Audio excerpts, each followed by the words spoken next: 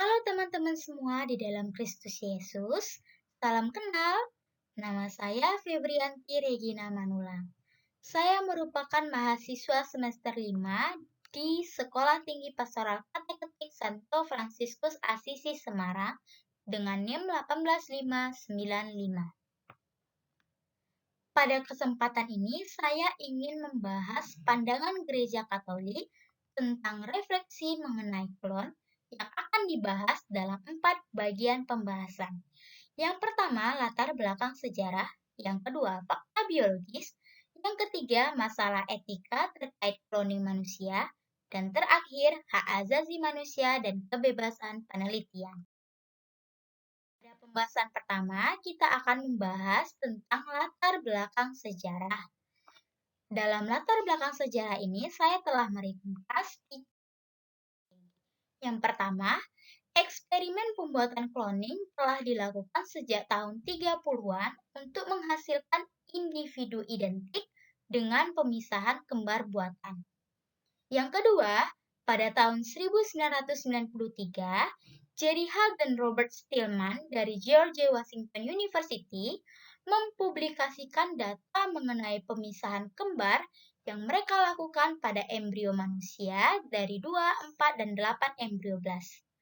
Namun, eksperimen ini dilakukan tanpa adanya persetujuan dari komite etik yang sesuai dan merangsang adanya perdebatan etis. Selanjutnya, berita yang diterbitkan oleh jurnal Nature pada 27 Februari 1997 tentang kelahiran domba Dolly melalui upaya ilmuwan Skotlandia Jan Philmont dan KHS Campbell serta tim mereka di Edinburgh Roslin Institute memiliki efek yang tidak biasa pada opini publik dan pemimpin terhadap pernyataan yang dikeluarkan oleh komite serta otoritas nasional dan internasional karena dianggap merupakan sesuatu yang baru dan mengganggu. Dua aspek baru dari berita ini antara lain, 1. Hal ini bukanlah masalah pemisahan, melainkan inovasi radikal yang didefinisikan sebagai cloning, yakni reproduksi aseksual dan agamis yang dimaksudkan untuk menghasilkan individu yang secara biologis identik dengan orang dewasa yang memberikan warisan genetik inti. Kedua, sampai saat ini, hal tersebut dianggap tidak mungkin. Diperkirakan bahwa DNA dalam sel-sel somatik dari bentuk kehidupan hewan yang lebih tinggi yang telah mengalami diferensiasi tidak dapat lagi memulihkan totipotensi aslinya. Akibatnya, kemampuannya mengarahkan perkembangan individu baru. Dengan mengatasi ketidakmungkinan ini, cara sekarang tampaknya terbuka untuk cloning manusia. Dipahami sebagai replikasi satu atau lebih individu yang secara somatik identik dengan donor.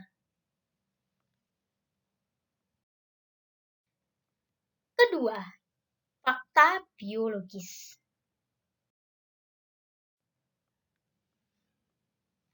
Cloning dicapai tanpa adanya kontribusi dua gamet. Oleh karena itu, cloning merupakan reproduksi aseksual dan agamis. Pembuahan digantikan oleh fusi inti yang diambil dari sel somatik individu yang ingin dikloning ataupun sel somatik itu sendiri dengan oosit yang darinya nukleus telah dikeluarkan, yakni sebuah oosit yang tidak memiliki genom ibu. Karena itu, sel somatik mengandung seluruh warisan genetik. Individu yang diperoleh memiliki identitas genetik dari donor ini.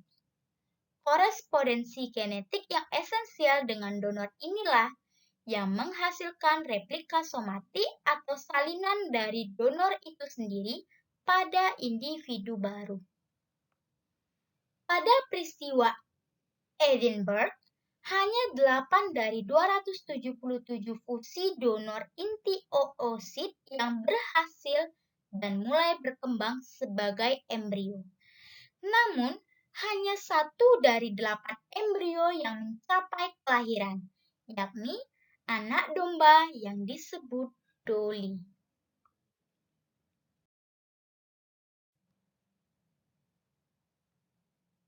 Maka, perlu ditekankan bahwa perkembangan individu yang diperoleh dengan cloning, terlepas dari kemungkinan mutasi, harus menghasilkan struktur tubuh yang sangat mirip dengan donor DNA.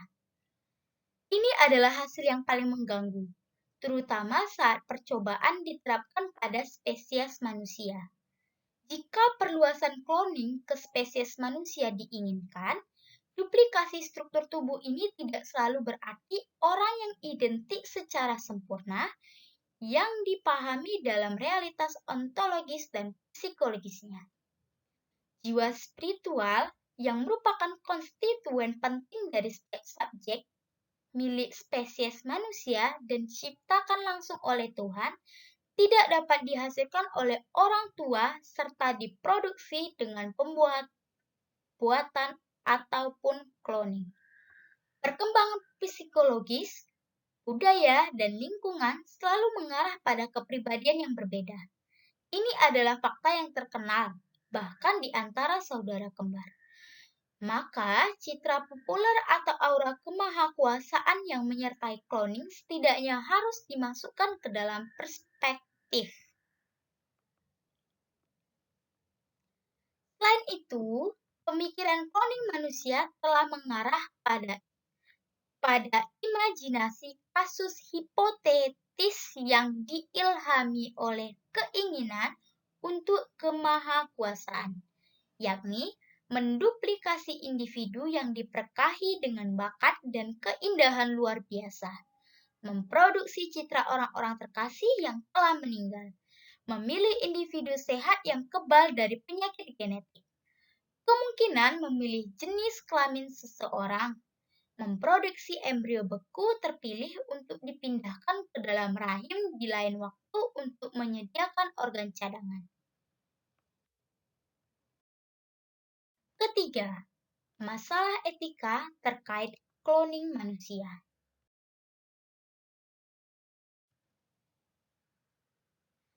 Cloning manusia termasuk dalam proyek egenetika, mewakili manipulasi radikal dari relasionalitas dan komplementaritas konstitutif yang merupakan asal mula prokreasi manusia baik dalam aspek biologis maupun personalnya.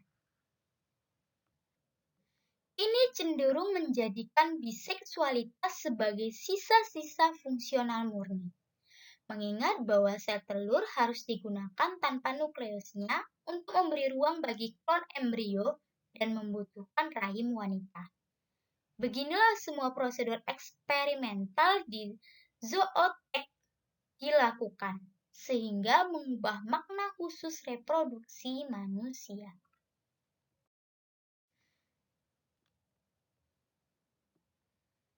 Dalam visi ini, kita menemukan logika produksi industri. Riset pasar harus dieksplorasi dan dipromosikan. Eksperimentasi disempurnakan. Model yang lebih baru diproduksi. Nah, maka ada 4 poin yang terkandung di dalam pembahasan ketiga ini. Yang pertama, wanita dieksploitasi secara radikal dan direduksi menjadi beberapa fungsi biologis murni mereka, yakni dalam penyediaan sel telur dan rahim. Penelitian melihat kemungkinan membangun rahim buatan sebagai langkah terakhir untuk memasukkan manusia di laboratorium. Dalam proses cloning, hubungan dasar pribadi manusia diputarbalikkan. Filiasi, kerabat, kekerabatan, orang tua. Seorang wanita bisa menjadi saudara kembar ibunya, tidak memiliki ayah kandung, dan menjadi putri kakeknya.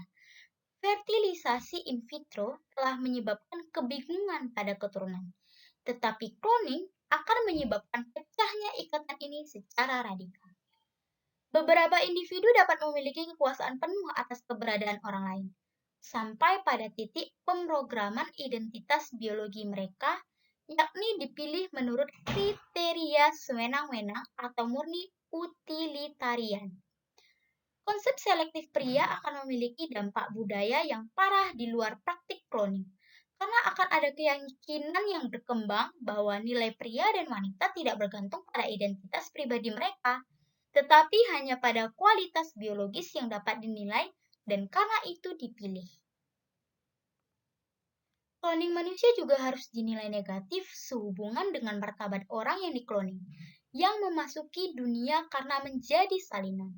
Meskipun hanya salinan biologis dari makhluk lain, namun praktik ini membuka jalan menuju radikal klon penderitaan karena identitas psikisnya terancam oleh yang nyata atau bahkan oleh kehadiran virtual yang lain. Jika proyek cloning manusia bermaksud untuk menghentikan implantasi sebelum di dalam rahim, mencoba untuk menghindari setidaknya beberapa konsekuensi yang baru saja ditunjukkan, itu tampak sama tidak adilnya dari sudut pandang moral. Larangan cloning akan dibatasi untuk mencegah kelahiran anak cloning, tetapi yang masih memungkinkan cloning embrio janin akan melibatkan eksperimen pada embrio dan janin dan akan memerlukan penekanan mereka sebelum lahir. Hal ini merupakan cara yang kejam dan eksploitatif yang dilakukan manusia. Bagaimanapun, eksperimen semacam itu tidak bermoral karena melibatkan penggunaan tubuh manusia secara sewenang-wenang sebagai alat penelitian belaka. Tubuh manusia merupakan bagian integral dari martabat dan identitas pribadi setiap individu dan tidak diperbolehkan menggunakan perempuan sebagai sumber sel telur untuk melakukan percobaan cloning. Itu tidak bermoral karena bahkan dalam kasus klon, kita berada di hadapan seorang manusia, meskipun dalam tahap embrio. Semua alasan moral yang mengarah pada kecaman terhadap fertilisasi in vitro dan kecaman radikal dari fertilisasi in vitro hanya untuk tujuan eksperimental juga harus diterapkan pada cloning manusia. Proyek cloning manusia mewakili penyimpangan mengerikan yang mendorong dan memandang sains, teknologi, serta kualitas hidup sebagai pengganti makna kehidupan dan keselamatannya. Proklamasi kematian Tuhan dengan harapan manusia super yang sia-sia menghasilkan hasil yang tidak salah lagi, yakni kematian manusia. Tidak dapat dilupakan bahwa penyangkalan terhadap status ciptaan manusia yang jauh dari meninggikan kebebasan manusia justru menciptakan bentuk-bentuk baru perbudakan, diskriminasi, dan penderitaan yang mendalam. Cloning beresiko menjadi produk tragis dari kemahakuasaan Tuhan. Manusia, kepada siapa Tuhan telah mempercayakan dunia ciptaan, memberinya kebebasan dan kecerdasan, menemukan tidak ada batasan untuk tindakannya hanya didekatkan oleh kemustahilan praktis. Dia sendiri harus belajar bagaimana menetapkan batasan ini dengan membedakan yang baik dan yang jahat. Sekali lagi, manusia diminta untuk memilih, adalah tanggung jawabnya untuk memutuskan apakah akan mengubah teknologi menjadi alat pembebasan atau menjadi budaknya dengan memperkenalkan bentuk-bentuk baru kekerasan dan penderitaan. Harus ditunjukkan juga perbedaan antara konsepsi hidup sebagai anugerah cinta dan pandangan manusia sebagai produk industri. Menghentikan proyek cloning manusia adalah kewajiban moral yang juga harus diterjemahkan ke dalam istilah budaya, sosial, dan legislatif. Kemajuan penelitian ilmiah tidak sama dengan kebangkitan despotisme keilmuan yang saat ini seolah-olah menggantikan ideologi lama. Dalam sistem yang demokratis dan pluralistik, jaminan pertama atas kebebasan setiap individu dibangun dengan menghormati tanpa syarat martabat manusia di setiap fase kehidupan, terlepas dari kemampuan intelektual atau visi yang dimiliki ataupun kurangnya dia. Dalam cloning manusia, kondisi yang diperlukan untuk masyarakat manapun mulai runtuh, yakni memperlakukan manusia selalu dan di mana saja sebagai tujuan, sebagai nilai, dan tidak pernah hanya sebagai sarana atau objek sederhana. Terakhir, hak asasi manusia, dan kebebasan dan kesetaraan di antara manusia dilanggar oleh kemungkinan bentuk dominasi manusia atas manusia. Diskriminasi muncul melalui seluruh dimensi selektif eugenik yang melekat dalam logika kloning. Resolusi Parlemen Eropa pada 12 Maret 1997 secara tegas menyatakan pelanggaran terhadap kedua prinsip ini dan secara tegas menghimbau larangan kloning manusia dan untuk nilai martabat pribadi manusia. Sejak 1983, Parlemen Eropa dan semua undang-undang yang disahkan untuk melegalkan prokreasi buatan, bahkan yang paling permisif, selalu melarang kloning manusia. Harus diingat bahwa magisterium gereja telah mengutuk kemungkinan kloning manusia. Visi kembar dan partenogenesis di 1987, Instruksi Donum Vitae.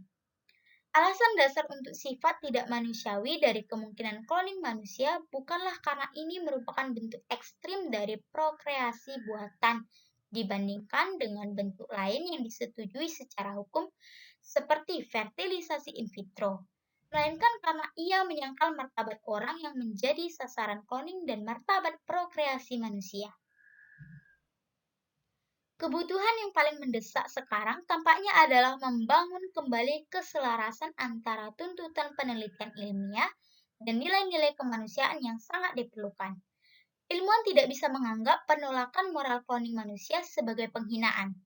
Sebaliknya, larangan ini menghilangkan degenerasi demiurgik penelitian dengan mengembalikan martabatnya. Martabat penelitian ilmiah terletak pada fakta bahwa ia adalah salah satu sumber daya terkaya untuk kesejahteraan umat manusia.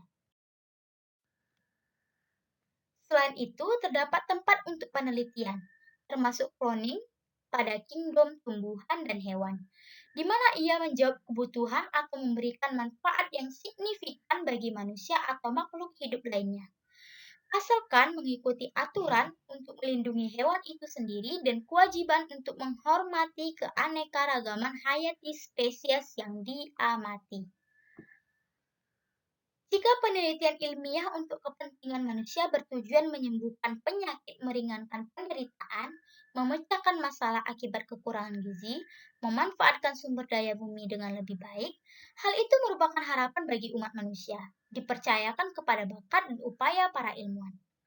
Untuk memungkinkan ilmu biomedis mempertahankan dan memperkuat hubungannya dengan kesejahteraan sejati manusia dan masyarakat, perlu dipupuk, seperti yang diingat Bapa Suci dalam ensiklik Evangelium Vitae, sebuah pandangan kontemplatif pada manusia itu sendiri dan dunia, dengan visi realitas sebagai ciptaan Tuhan dan dalam konteks solidaritas antara sains dan kebaikan pribadi serta masyarakat.